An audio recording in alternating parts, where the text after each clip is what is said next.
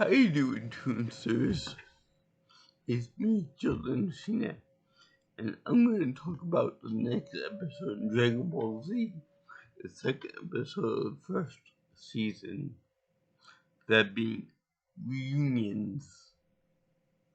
This is a kind of a special episode because it's the episode right before my first introduction to anime, and I can't wait to talk about the next episode. But for right now, this episode is pretty good. It's pretty kind of expedition heavy. There's little action, but one trope at least that started in this episode. Well, I should say two, but I'll get to that in a little bit. But right now, we were introduced to Reddit, the faster than light alien from outside space who wants to destroy all life on the planet Earth, and it's up to Goku and his friends to defeat him. Now, I have to say that even though this episode is kind of like on action, there's still some important parts in there, and I'll get to it in a minute. But right now, I want to talk about the fact that they talk about Gohan, Goku's son, and he's like, I think it's like 1.5 years old. Now, this is a good point that I want to bring up. It's kind of a plot hole, but Goku talked to his friends about his son and introduced them to them. Now, I think that there's like a 4 or 5 year gap between Dragon Ball, the end of Dragon Ball, and the start of this series. I have the question, why now are they introducing the kid to his friends? You would think that, you were keeping up with his friends and his former master Roshi, which is a very good perverted old man stereotype. By the way, you would think that he would keep up with some people like that. You think he would let them know, a little bit sooner than 5 years into the future. Hey, I got a kid, got something go on, stuff. Which, also another point I gotta make is, during the introduction sequence, they show all the Z fighters and stuff. I think that they have Gohan there with sword as a little kid still. I don't remember, I could be wrong here, but I don't remember exactly if that sword was with him when he was a kid. I think they could just be alluding to the fact that later on he fights with the Z sword, but that's for much later episodes.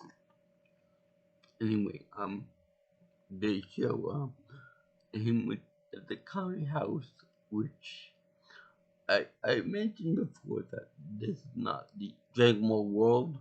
This is not Earth that we know of it as it is. So during the beginning of the show, they show like watercolors and such.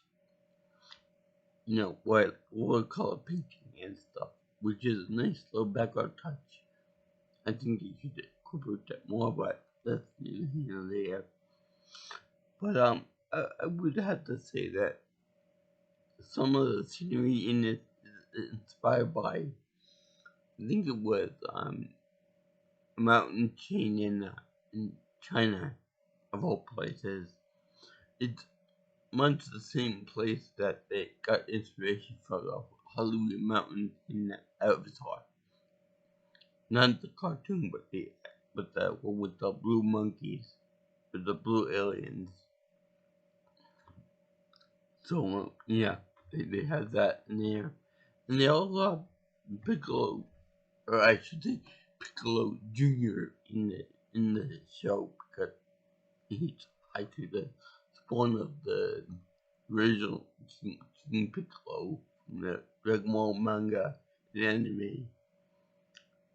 But since they refer to him uh, as just plain Piccolo in the show, I'm just gonna call him Piccolo just for sake of argument here. Not really that big of a detail guy for that. But they threw him and Goku in the little chibi forms in the opening sequence, which is a kind of nice touch. So anyway, they have they introduce Master Roshi in this, along with Bulma. Yeah, proper introduction.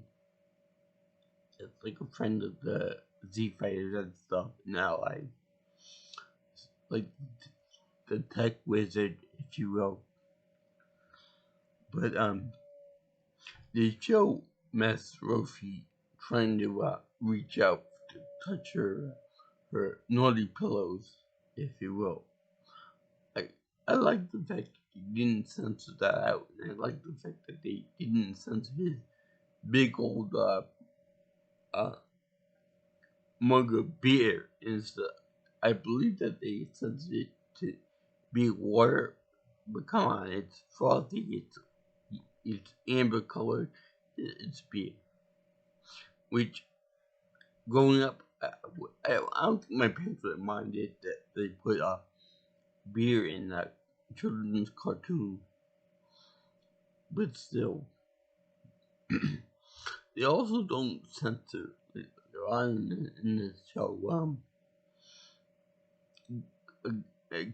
Goku as a baby with his junk out, and now I would say that this is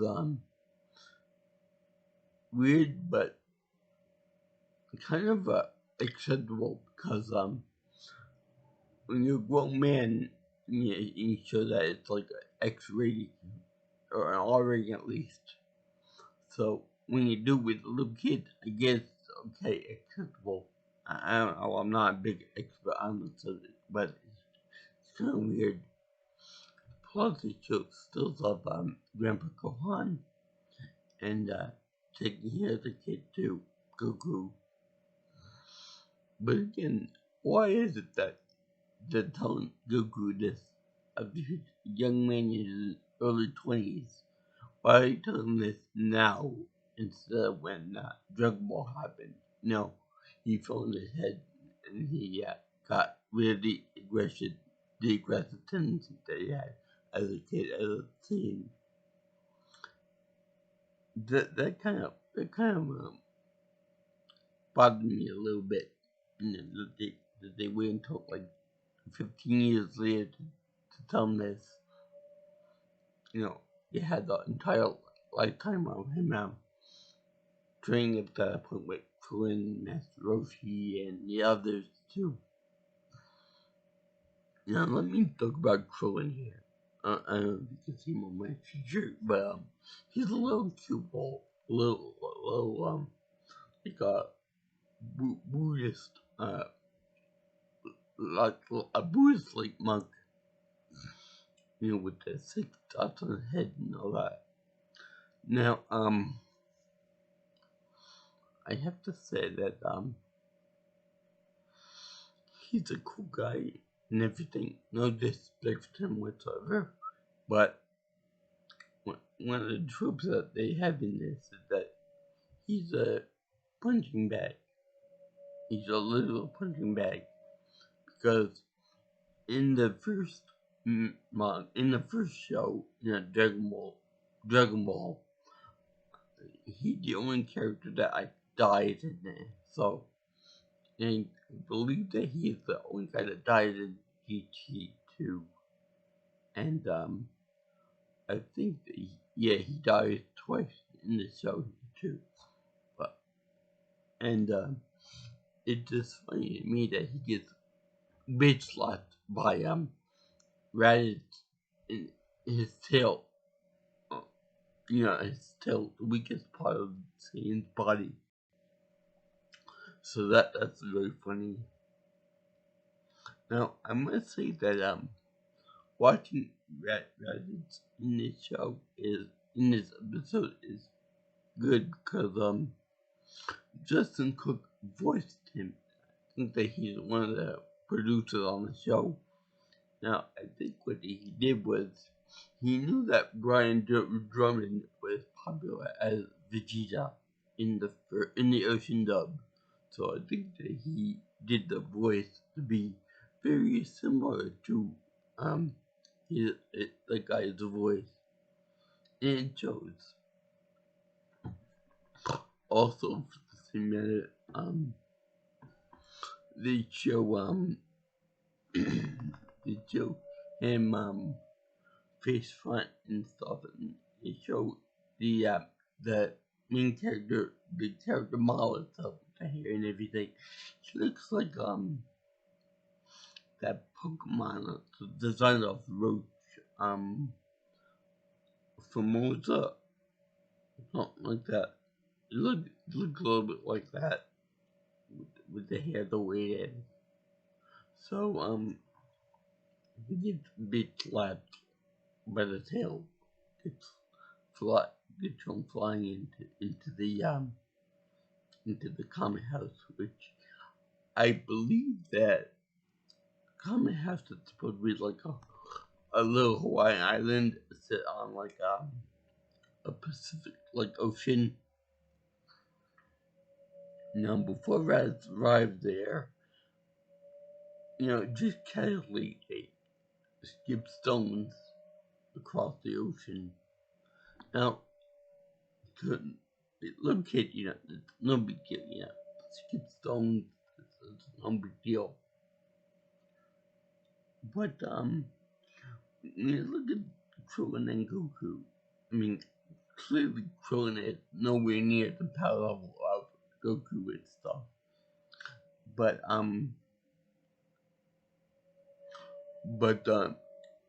it's quite funny that it looks like the stone that those two actually fling across the ocean. Actually, actually, it looks like they have enough steam to go across the entire ocean, and that could be very, very dangerous in this world. You would think that by now those two would learn to control their childish inhibition and stuff, but that's neither here nor there. Now, also, another trope that they used in this episode, I think, is the notion that they like to reuse animation, and most notably is when Red is flying toward the common house, which is like a big mini area for them. Kind of like the it's a place where they meet up to discuss things and get intel and stuff like that. So there's that. Also, when Red holding Gohan by the scruff of his neck, too, that's also they'll be repeated animation. No big deal, just something to notice. So the big reveal in this movie, in this episode, is that Red says, "You are my brother." I'm very ashamed of that, but I'm your brother because it's a week and he got his tail removed and there's no moon to reveal his true power of becoming a great ape, much like King Kong. Which you guys should make an anime of that, or a joke or something about King Kong versus a great ape. Um, you know, saying. So, this deal was actually like a big deal back in the day. I don't remember seeing this episode when I was younger, but still, it would blow my mind if I hadn't seen the Star Wars movie, The Empire Strikes Back, where they do that. You know, Luke, I am your father. That's like a running meme at this point, and it's very popular to do that type of thing nowadays. So I'm kind of used to it. I'm kind of desensitized to it. But there's that too. And of course, he's like, join me and continue. We'll continue my job as a planet broker, as he puts it. Where he wants to be, we're pretty much a pirate for hire to destroy all life on a planet and take take the sell to the highest bidder. And then he also talks about how much by his own planet and it was destroyed by a meteor and or an asteroid. Much foreshadowing to what really happened. And it's kind of ironic what really happened, but I'll get to that when the episode arises. So, you see, Goku say, I will never join you when I didn't have a brother. You're like a brother I don't want to have, because you sound like an awful person. Which, that does sound right? And that's a common thing to do. The bad guy will say to Goku or Kakarot as they don't, join me and we'll rule the universe together and something like that. But Goku, being pure-hearted and innocent, said, no, screw that idea. I'm fighting for good.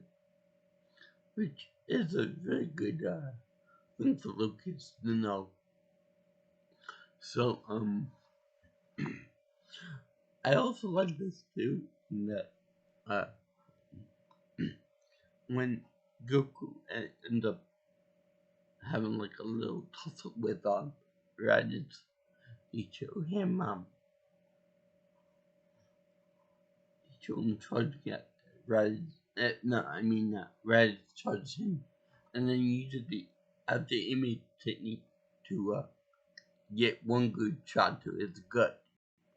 And when what kicked to the stomach enough to body check Goku. That's another common thing too in future episodes. That you got this really powerful warrior here, and then you got this other warrior here that's new to the franchise or whatnot. And when Warrior A goes to fight Warrior B, even though we know that Warrior A is really powerful to the skill that we used to see in fight and stuff, then Warrior B comes along and he just knocks him out in one hit. And Goku is lying on the ground, and then Red says to me that, if you're not gonna come with me, I'll take your son with me instead as a replacement.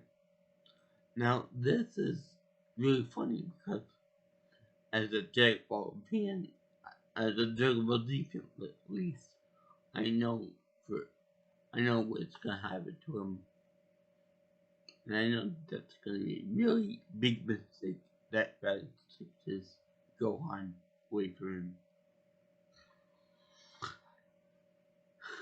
But yeah, this episode is kind of filler, except for the fact that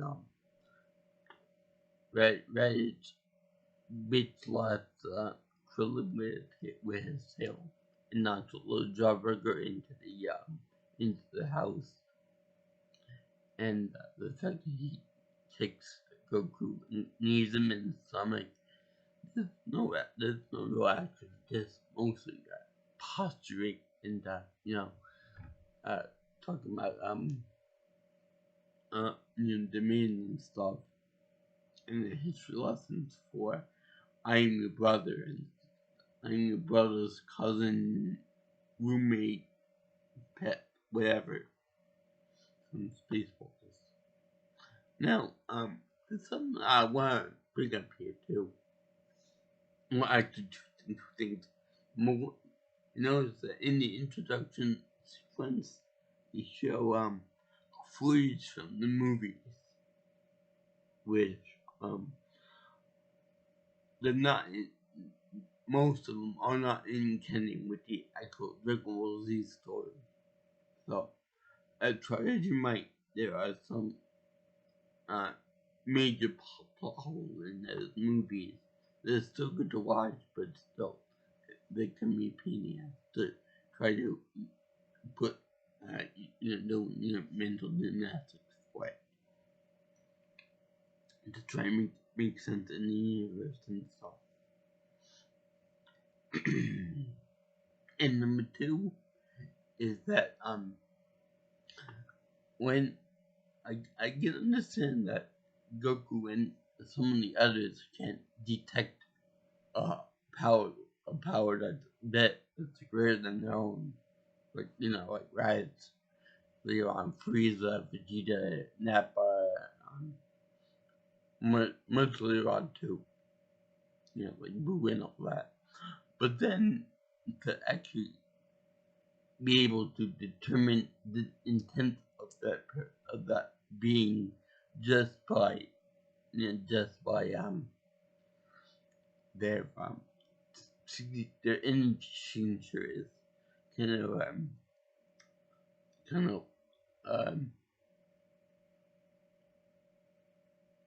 blasphemous, if you will, because it's kind of weird to be able to say, "Oh, look, here comes a bad guy," and I don't even know him. I don't even know. I don't even know what he looks like. So this but yeah, this thing was like pretty good to show that that Goku and Piccolo and all the others are no match for Raditz. Even though in the grand scheme of things, Raditz is like at the bottom of the barrel as far as power levels go. Now also they should bring out the mention of the Zenkai power boost, where a Saiyan gets his power increased every time he comes back from near-death experience or near-death and recovers. Now this will be taken on to absurd levels later on in the series, but I originally thought that if one of the main scenes were to get almost knocked out, almost killed, then that would count for a Zenkai boost. But later on in the series, they apply it more to when they actually die, and then they come back through the Dragon Balls, which is like kind of like a cheating way of doing it. But yeah. So when Goku got a Zenkai boost from Raditz by checking him, put him on the ground. But yeah, good job with the episode, and can't wait to see future installments of it. So I also like the introduction of the turtle in this episode. I think I don't think they have it in the first one, but his power level was something like point two, .02, something like that, something far below human, which I think the human is power level 5, and I believe, don't quote me on this, I believe that Raz's power is somewhere around 1500, and Piccolo and Goku is somewhere around 3, maybe 400 points. I don't know anybody else. I'm quite curious to know what you guys think about what Master Roshi's power level is in this episode, in reunions at this point. I know that later on he does some things in the movie. I believe it's 8, the one with Broadly. And I want to ask you if the Saiyans can actually breathe in space. I think that it's possible they do that. And if that's the case, why do they need spaceships if they can travel by themselves? But maybe for dramatic effect. And by the way, also in the opening sequence, they try to blend the movie universes with the actual universe of Dragon Ball by foreboding the 3 space pods coming into the crashing into Earth. So we already know when is right.